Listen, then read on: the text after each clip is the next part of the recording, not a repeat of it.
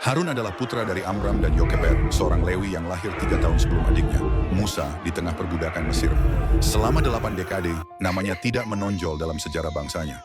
Takdirnya berubah ketika Tuhan memanggil Musa di Gunung Horeb untuk membebaskan Israel. Musa menolak tugas itu dengan alasan tidak fasih berbicara. Menjawab keraguan itu, Tuhan menyatakan bahwa ia telah menyiapkan solusinya. Harun, sang kakak.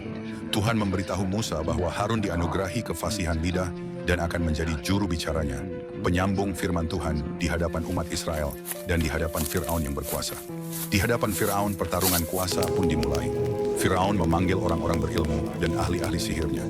Mereka pun melemparkan tongkatnya dan tongkat-tongkat itu menjadi ular. Tetapi tongkat Harun menelan tongkat-tongkat mereka. Kemenangan ini menjadi tanda pembuka.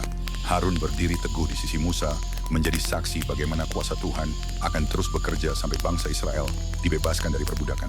Namun di tengah perjalanan di padang gurun, saat Musa berada di puncak gunung untuk menerima hukum Tuhan, Harun menghadapi ujian terberatnya. Umat yang gelisah dan kehilangan iman mendesaknya untuk membuatkan mereka Tuhan yang bisa mereka lihat. Dalam kelemahan dan ketakutannya, Harun goyah. Ia mengumpulkan emas dari umat itu dan membentuk sebuah anak lembu tuangan.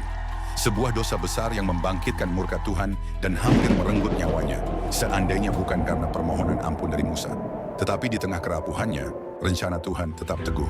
Tuhan tidak membatalkan panggilannya. Harun, orang yang pernah membuat berhala, kini dipilih untuk menjadi imam besar pertama bagi bangsa Israel. Ia diurapi dengan minyak suci, mengenakan jubah kebesaran, dan menjadi perantara antara Tuhan dengan umatnya.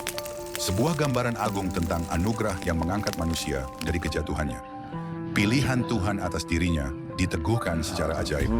Ketika para pemimpin suku memberontak, tongkat Harun, sebatang kayu kering, bertunas, berbunga, dan menghasilkan buah badam dalam semalam. Sebuah tanda yang tak terbantahkan bahwa imamat ada padanya dan keturunannya. Ia pun berdiri di antara orang mati dan orang hidup, membawa perbaraan berisi api ukupan untuk meredakan murka Tuhan yang sedang menghukum umat. Meski demikian, seperti halnya Musa, Harun pun tak luput dari kesalahan. Di padang gurun Zin, ketika umat bersungut-sungut karena kehausan, ia dan Musa gagal menunjukkan kekudusan Tuhan di hadapan mereka. Akibatnya, Tuhan menyatakan bahwa mereka berdua tidak akan masuk ke tanah perjanjian. Akhirnya, tibalah hari terakhirnya. Di puncak Gunung Hor, di hadapan seluruh umat, Musa menanggalkan jubah keimaman dari Harun dan mengenakannya pada Eleazar, putranya. Di sanalah Harun, imam besar pertama, menghembuskan nafas terakhirnya dan dikumpulkan bersama kaum leluhurnya. Kisah Harun adalah kisah tentang seorang manusia yang dipanggil untuk tugas agung, yang pernah jatuh dalam dosa besar, namun diangkat kembali oleh anugerah Tuhan. Ia adalah bukti bahwa Tuhan tidak memanggil orang yang sempurna, melainkan menyempurnakan orang yang ia panggil untuk melayaninya.